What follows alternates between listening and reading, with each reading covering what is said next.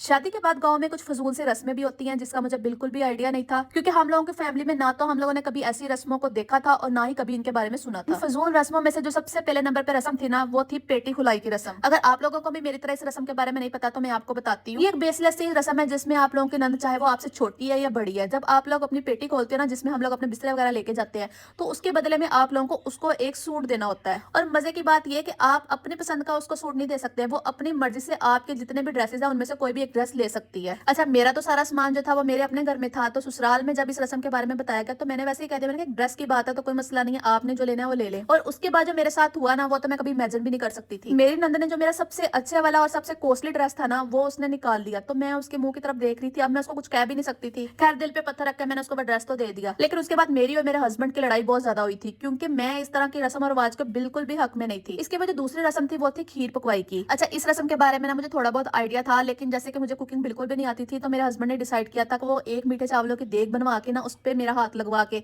तो वो सारे रिश्तेदारों में तकसीम कर देंगे। तो इस बात पे भी हमारी फैमिली में इतनी ज्यादा लड़ाई हुई थी ना, क्योंकि मेरी जिठानियों ने इस बात पे इतना ज्यादा ववेला मचा दिया था। मेरी जिठानियों का कहना था कि इस तरह ये रस्म नहीं होती है, मुझे खुद ही मीठा बनाना पड़ेगा। आप लोग इमेजिन कर सकते हैं कि मैं 25 से 30 लोगों के लिए कैसे मीठा बना सकती थी कि यार, एक लड़की जिसकी अभी अभी शादी हुई है, जिसको भी एडजस्ट होने में टाइम लगेगा, उसके साथ आप इन फजूल रस्मों की वजह से उसका और ज्यादा दिल खट्टा कर रहे हो अपने आप से, कि उसको थोड़ा टाइम तो दो एडजस्ट करने